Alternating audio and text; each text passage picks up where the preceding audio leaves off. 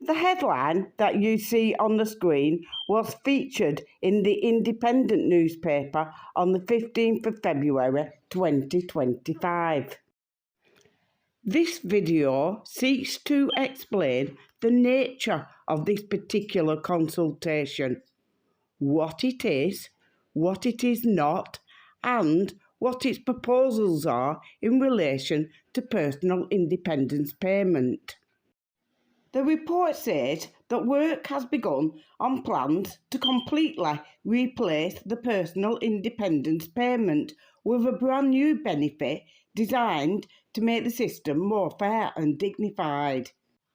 The Commission on Social Security has announced that it is launching a consultation to introduce a new additional cost disability payment in place of PIP.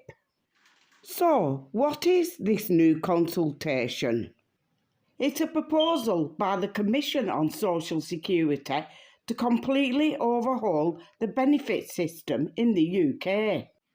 The proposal will be submitted to the UK government for their consideration. It's important from the outset to recognise what this consultation is not. The Commission on Social Security has not been tasked by the government to produce this consultation, nor is the Commission a government organisation, no matter how official the name sounds or what the media try to imply.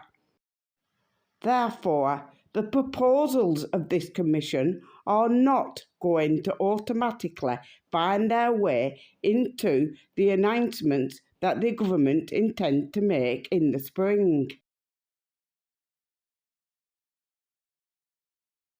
However, since the proposals of this charity campaign group have gained traction in the last few weeks, perhaps the UK government will consider some of its recommendations. Let's look at what those recommendations are.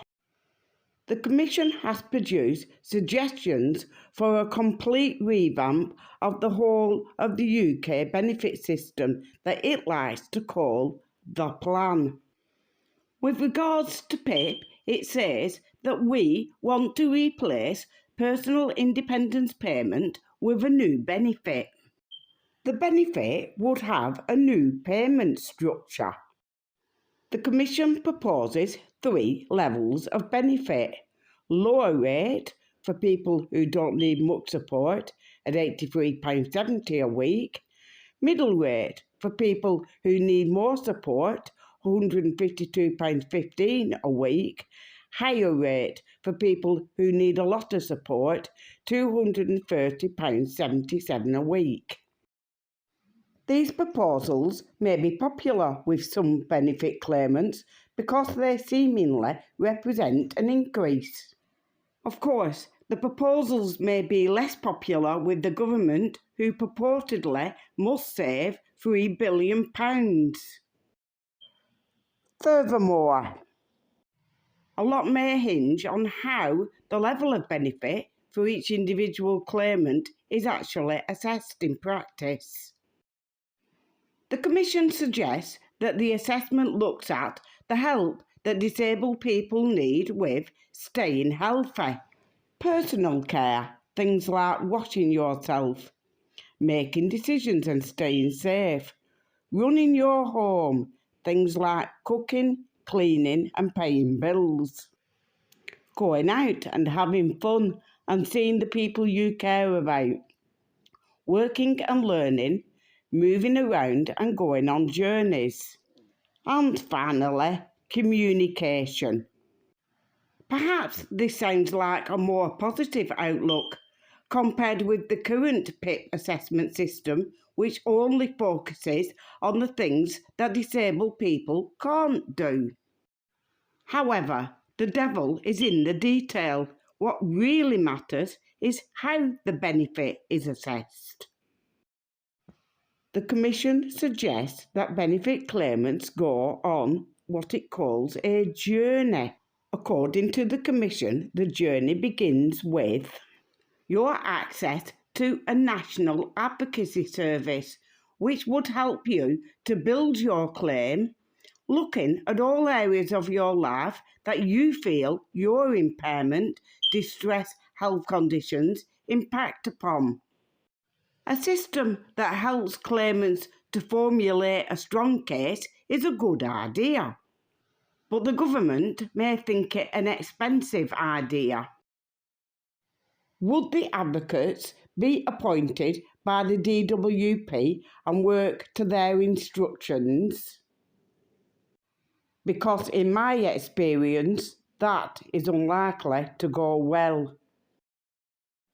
According to the Commission, the next proposed element of the journey concerns the assessment. The focus is on what a good life would look like and what barriers there might be. Whilst medical evidence may be used where helpful, the main focus is on an individual's testimony. There would be a number of broad levels, and someone would work with their advocate to decide which applies to them. Apparently, assessment would be a conversation tailored to each individual's life and led by the person claiming. It sounds like what's being proposed here is a more collaborative approach in which the claimant has more say in the outcome of their claim. In other words, there could be some level in which the claimant is encouraged to assess themselves. That sounds lovely, but I have one or two reservations. The thing is that whilst I believe that the Commission is well-meaning, by the time the government and the DWP have introduced the usual tripwires, traps and tricks, it could end up looking like this. Thank you for attending today's assessment, Mr. Brown. We are going to focus on helping you to assess for yourself the level of your disability. So tell me, Mr. Brown, are you working at the moment? No, I'm not working. I don't feel up to it with my disability. I do understand, Mr. Brown. But part of this assessment is about helping you to work and learn. Tell me then, what are your thoughts about how much need you have when it comes to paying the extra expenses associated with having a job? Well, I might not need any extra help in that particular area. Quite, Mr. Brown.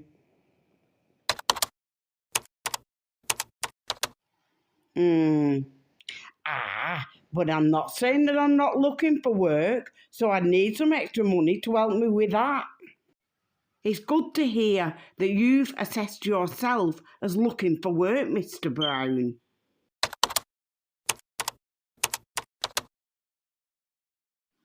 In the light of your capability to take up employment, would you assess your disability as minimal or extensive?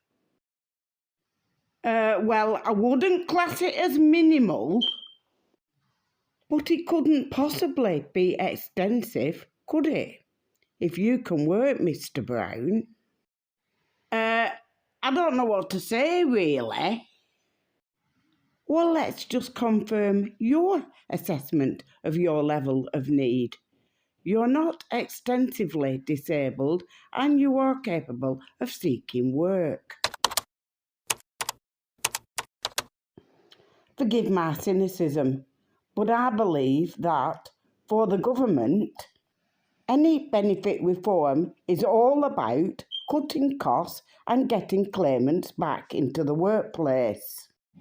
Therefore, I find it doubtful that the government would welcome the Commission's proposals for the increased expenditure of a national advocacy service. It's possible that the government could propose increased levels of benefit. though perhaps not as generous as the Commission proposes, and only as a bribe to lure claimants into an assessment system that is increasingly weighted against them. What's your opinion? Drop a comment below. Do us both a favour, subscribe to me.